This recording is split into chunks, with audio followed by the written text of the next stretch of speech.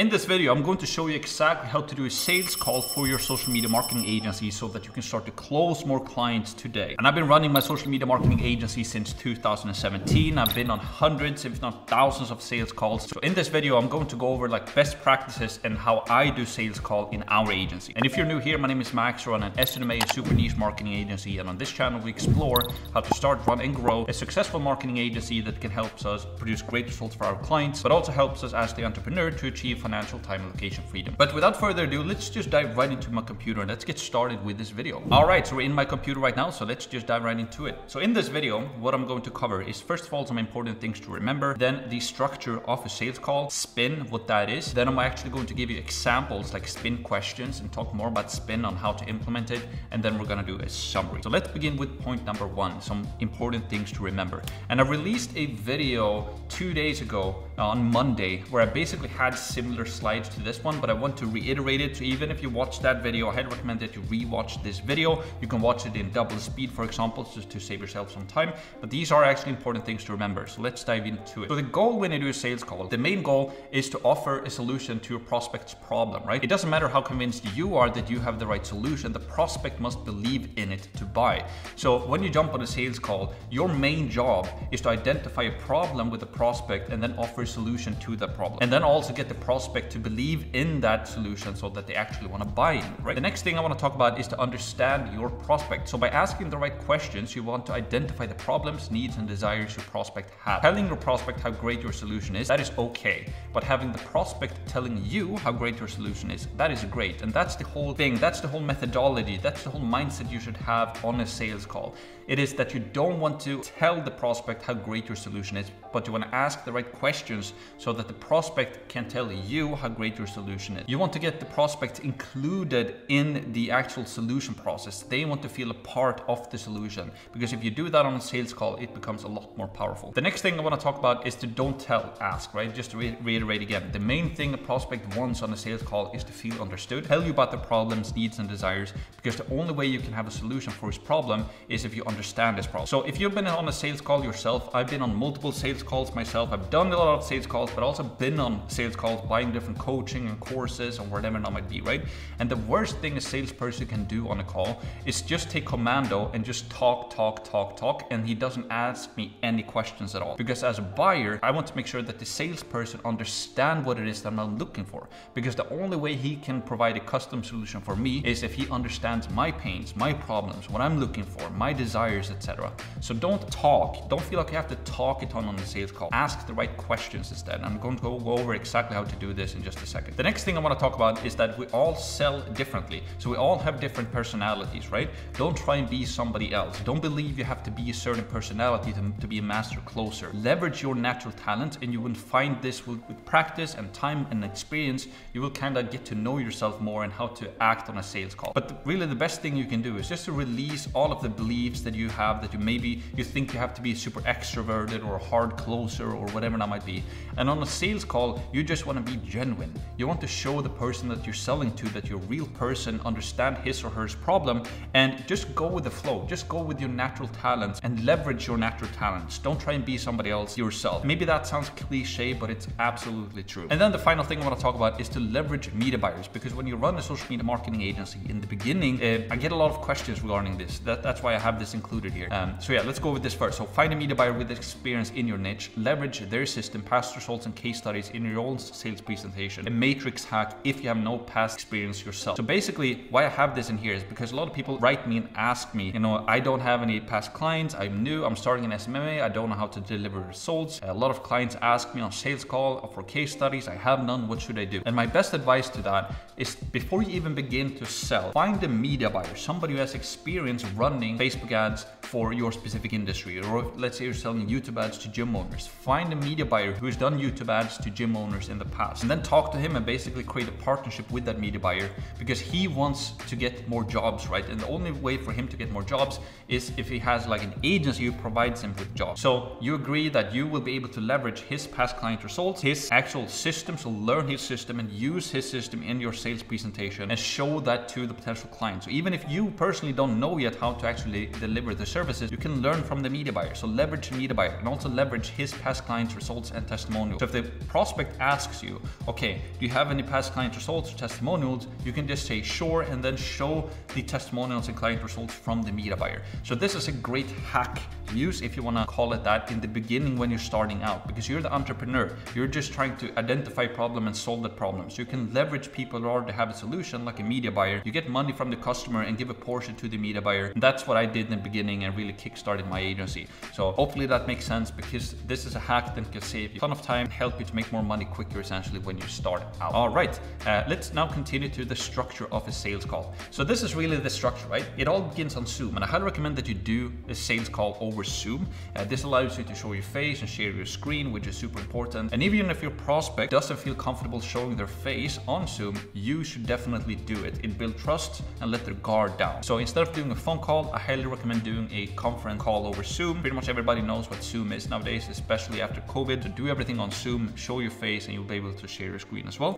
Then you just open up the call with some small talk. I'm going to reiterate this, exactly how we do this in just a sec. Basically, just open the call with friendly small talk. Where are they from? What have they done over the weekend, etc. Just normally, if you would meet a new person, just small talk, 1 to 3 to 5 minutes or something like that. The next thing you do is that you set the agenda for the actual call. You tell the prospect how the call will go. So basically, after the small talk, you ask if it's okay just to dive straight into the call, and then you just simply explain to the prospect how the call will go, set the agenda for the call. And I will show you an example about this verbatim here in just a sec. Point number 4, after that, you just dig into the questions. So you go through your spin questions that I'm going to show you later in this video as well, and make sure you understand their situation, problems, and needs. So if you don't know what spin is, that's fine. I'm going to cover that here in just a sec. The final thing you should do is to go over your pitch deck. So ask for permission to share your presentation or pitch deck, share your screen, and go over your pitch deck on Zoom, essentially. I'm not going to go over the pitch deck in this video, but if you check the video that I posted 2 days ago or 3 days ago, this Monday, you will find a video there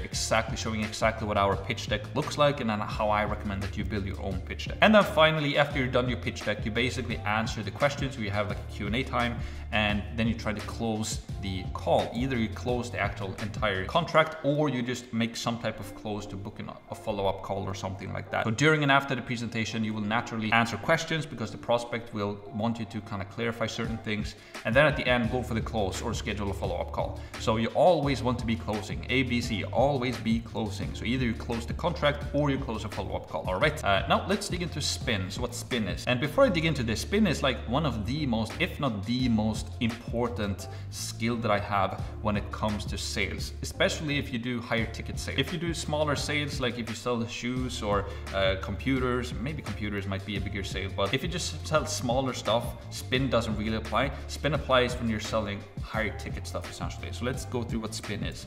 So spin selling is a sales methodology where sales reps organize sales calls using questions from 4 different categories. We have situation questions, problem questions, implication questions, and need payoff questions. So a situation question, it's basically used to understand your prospect's current situation about their business, current advertising, how long have they been running their business, what are you currently doing in terms of ads, etc. Basically just questions to understand the situation from the prospect. Pretty straightforward.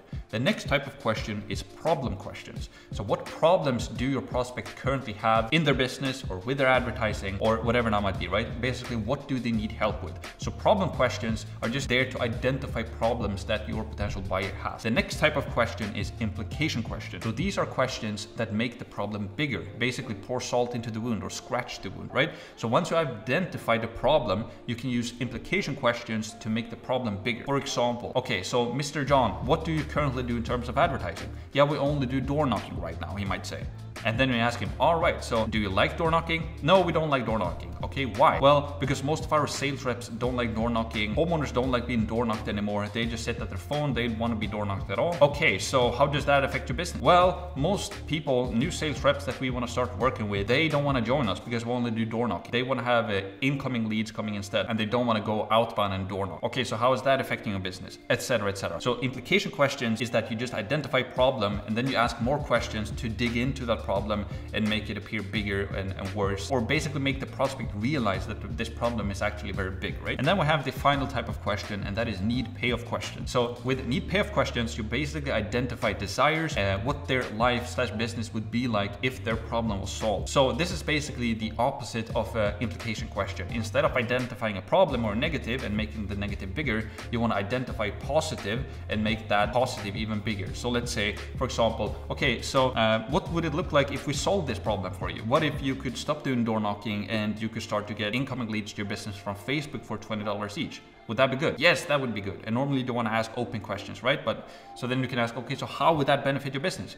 Well, we could stop door knocking. I would be able to get higher quality sales reps that stays longer, and that would save us money and time, etc., right? So this is basically just identifying a plus or identifying a positive and making the positive bigger, right? And the biggest difference between new and experienced salespeople or sales reps is that most new salespeople, they ask a lot of situation questions, while experienced sales reps with higher closing ratios, they ask a lot of implication and need payoff questions. So remember that. You want to keep the situation questions to a minimum, right? You don't want to ask too many situation questions, because if you think about it, if you ask too many situation questions, that is not very interesting for the buyer, right? If I'm trying to sell something to you and I'm just asking things about you, but things that you already know, you're gonna be bored pretty quickly because you're not learning anything about what I have to sell, right? So you can't skip situation questions, but you don't want to ask too many. Instead, you want to focus on implication questions to identify problems and make the problems bigger, and identify the desires from the buyer and make those desires appear bigger and better, essentially, right? Don't ask too many situation questions, ask more implication and need payoff questions. So let's go through some spin questions example here. These are some questions that I use regularly in my own agency.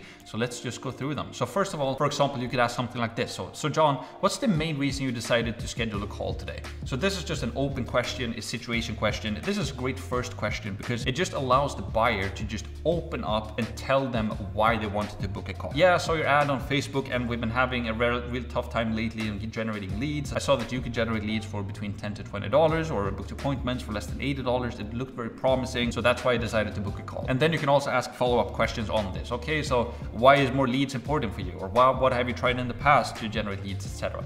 So that's a great first situation question to kind of take the pulse on the prospect to understand where they are right now and why they wanted to book a call with you, essentially. A second question could be something like, okay, so please just tell me a little bit more about your business. Another open question, right? A situation question. And this is very important for you because they might tell you that they've been in business for 40 years, or they might tell you that they just bought this business, or they just joined a partnership, or whatever now might be, right? So this is also a great question to just understand their current situation, and it's an open question as well. So you're not asking something specific, you're just an open question about the business. Please tell me some more about your business. A great first question as well. Then you could ask something like, okay, so what are you currently doing in terms of advertising for your business? Also an open question, yeah. And then they're just gonna list out what they're currently doing. Yeah, we're doing some offline marketing, like door knocking, TV radio commercials, and some yard signs. We do a little bit of Google ads, and we've tried some Facebook ads in the past. It didn't work out, etc., etc. Then you could ask like follow-up questions. Okay, so how many leads do you get per month, or how much do you pay per lead, etc., etc. Just a situation question to understand what they're currently doing, and also ask them here like, why aren't they really happy with those types of advertising? Or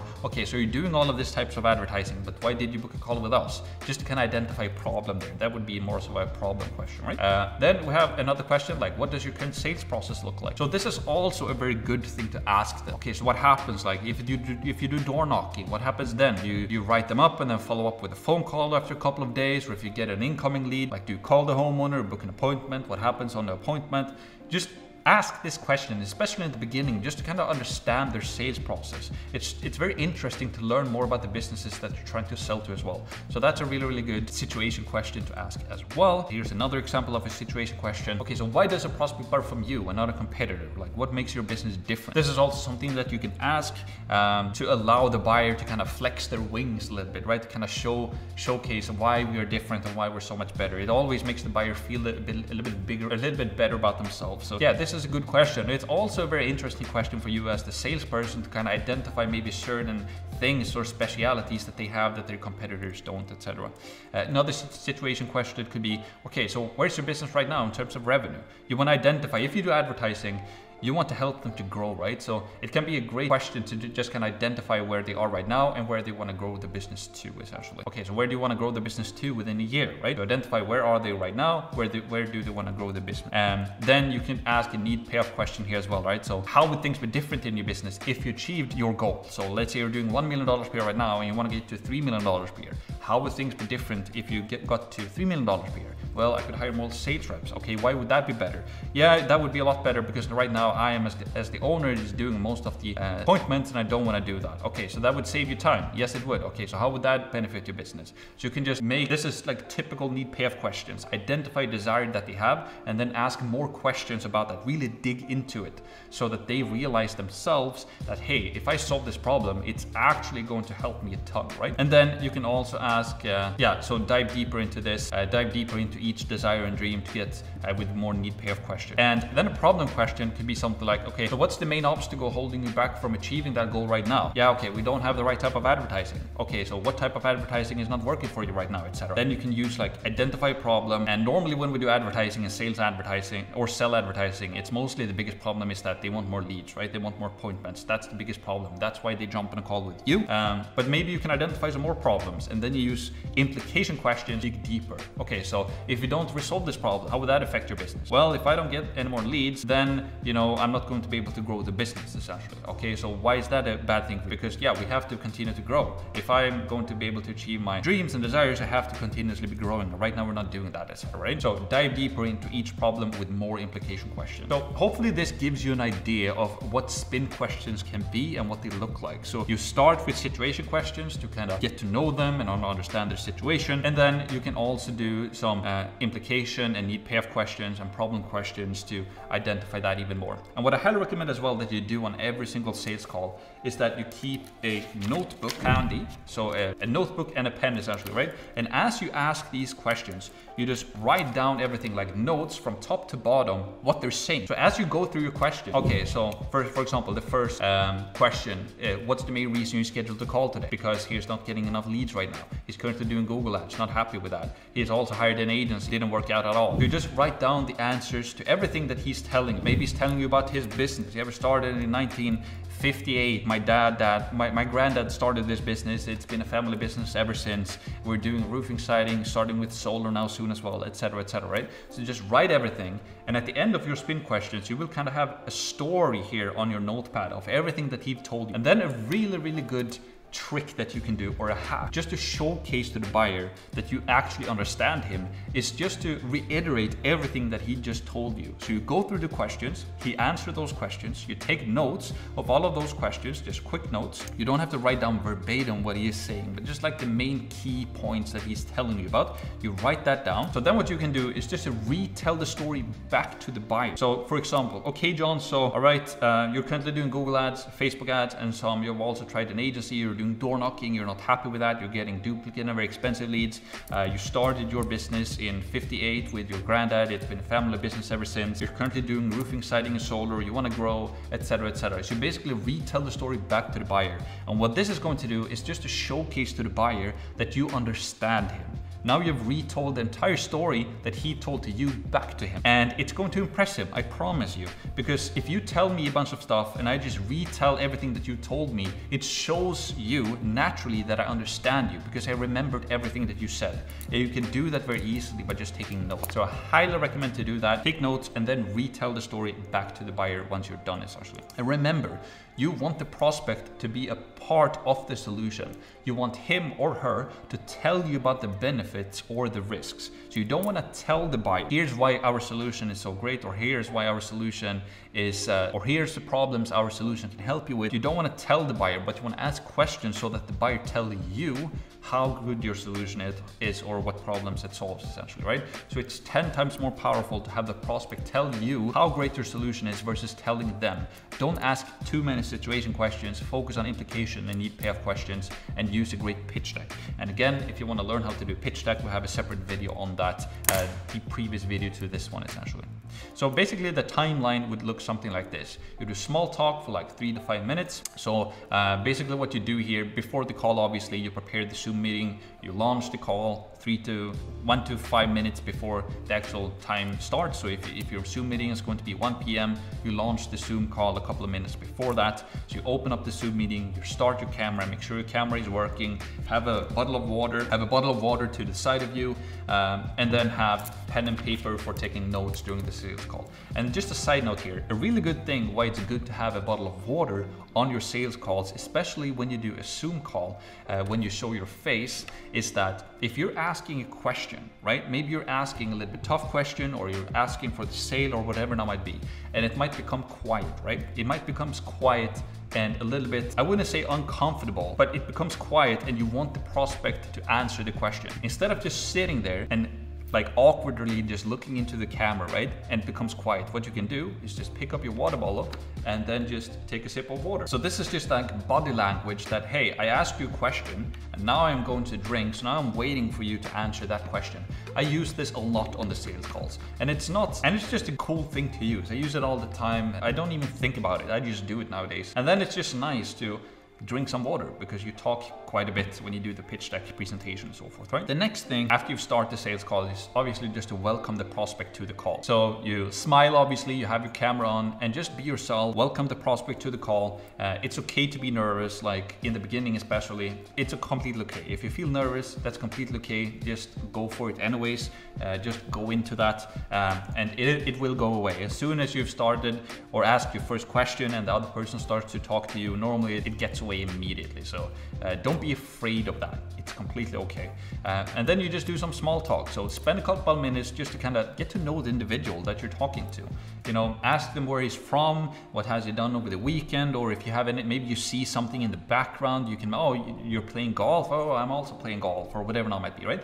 Just do some small talk. Just get to know the person a little bit before you like dive into business. So that's basically it. So small talk. After that small talk, you just dive into the call and set the agenda. And I recommend it to do it this way. So after you've done the small talk, you just set the agenda and just let the prospect know how the call will go essentially. So it could look something like this. So normally what I do the small talk and then I say something like this. So yeah, so normally on these calls, I like to spend just a couple of minutes. So basically just let the prospect know how the call will go. So normally what I do after we've gone through the small talk, I just ask the prospect like, okay, John, is it okay with you if we just dive straight into the call? And he's gonna be like, yeah, sure. And then I set the agenda. So I say something like this, like normally on these calls, I like to spend like just a couple of minutes to learn more about you and your business. And after that, I prepared a quick presentation that I will walk you through that shows you from A to Z what we do, how it works, our pricing, our offer, client testimonials, results, etc., etc. And then after that, we can just take it from there. Is that okay with you? So now I've basically just set the agenda from the call. I'll let the buyer know how it will go. I will ask him some questions. Then I will show a presentation that shows everything that we do. And then we can discuss the pricing and offer after that. Is that okay with you, John? And he will be like, yeah, that's perfect. So that's basically that. Small talk, set the agenda, and then you dive into the spin questions that I just showed you. So you just start to ask those spin questions one after the other, and you take the notes, right? Very important. Take the notes as you go through the call. Then after that, you retell the story to the buyer to show him or her that you've actually understood everything that he just said. And then after that, you dive into the pitch deck. And again, we have a separate video on the pitch deck. The previous video to this one that I released this past Monday will show you exactly how I recommend that you create a pitch deck and exactly what to include in it and so forth. And then after that, you do your Q&A and you close the call and you do this for 10 to 15 minutes. So in total, a sales call for me is normally like 45 to 55 minutes. Some calls are a bit quicker, like 30 to 45 minutes. Normally it depends upon how much the person that you have on the call like to talk or tell you. But it's good to kind of keep an eye on the clock every single time, so you kind of know approximately how long this is taking. Like going through the spin questions, keep like 10 to 15 minutes. So if I start a call at 1 p.m., normally like 1:20 or 1:25 around that time, normally I want to dive into the presentation. And then I do the presentation. Takes us like 10 to 15 or sometimes 20 minutes, depending if they have questions during the actual presentation. And then after that, we can have some Q&A. We go for the close essentially. And by going for the close here, I mean, you don't necessarily have to close every single call on the one call, but you want to close something. So you can close a follow-up call. So if they tell you that they want to think about it, let's say, then you can dive into why they want to think about it, of course, and kind of identify if they can identify the main things why they're not ready to go. But you also want to be able to close a follow-up call. So ask him, oh yeah, should we we jump on a follow-up call like next Tuesday or something like that? Is that okay with you? And then you book that call. And I can tell you this as well. When you do a sales call the right way, air quotations, meaning you have really good spin questions. So you identify the prospect, you understand the prospect, and retell the story to the prospect to show the prospect that you understand them. So once you've accomplished that, and then you have a really good pitch deck or presentation that basically shows the prospect that you're going to be able to solve all of these problems that he just told you about. Normally, they're pretty much sold, right? Because now you've empowered the buyer that he understands everything that you're going to do for him. And more about that in the pitch deck video. So at the end, it's normally just a matter of price. And we like to just charge premium prices for our services because we know that we've been able to help multiple of our clients to generate millions of dollars with us. So they invest some more than with other agencies, but we help them to grow a lot more as well. So normally they have to think about that sometime, look over their finances. And then it's completely okay. Just book a follow-up call. And normally we sell our clients, most of them we actually don't sell just on the actual spot, but after a week or so, once they've looked through the finances, they're ready to go essentially, because normally they want to talk with different agencies as well. That's basically the timeline. Let's go for the summary here. This is a little bit longer video. But first of all, Zoom. Always do your sales call over Zoom. It allows you to show your face, share your screen, build trust and authority, and also lowers the buyer's guard because they start to trust you more when they can actually see you. So I highly recommend to do that. Learn spin, as I just showed you. Buy and read the book Spin Selling. Can highly recommend. It's a book by Neil Rackham. Don't tell, ask questions, learn it and use it. It will help you and your agency a ton. You will be able to use this in your entire life. So highly recommend that you learn it. And then also leverage media buyers, as I talked about. So leverage their system, past results and testimonials if you have none yourself. I'm gonna do a separate video about this as well. But again, if you're a beginner, you don't have any clients yet, find a media buyer who has results and knows how to deliver results for clients in your specific niche using your specific platform that your SMMA or your super niche marketing agency is offering, and then leverage their marketing system, how they would do things, how they deliver their services, and also leverage their past clients, testimonials and results in your own presentation. So even if you don't have any past clients results or testimonials, you can still leverage the ones that you have from the media buyer. So that's a pro tip to use. And then finally, use a pitch deck. Create a powerful pitch deck. It will serve you and your agency very, very well. And again, if you want to learn how to do pitch deck, you can watch my other video that I posted previous to this one. All right, so that's pretty much for this video. Hopefully you enjoyed it. If you did, make sure to leave a like and subscribe and comment on this video as well. If you have any specific questions about anything that I walked you through in this video, make sure to leave a comment. Also, if you're going to watch more of my videos, I can highly recommend to watch them in double speed. You're going to be able to consume more of the content faster and learn faster as well. But definitely subscribe to the channel. I'm posting a video every single day, 2 longer form videos every Monday and every Thursday, and then I do shorts every other day of the week essentially. So subscribe. I'm going to take this channel big, and I want to learn as many people as possible on how to start, run and grow a successful marketing agency. So why not just following along the journey? Subscribe, do it now, and I hope to see you in the next video.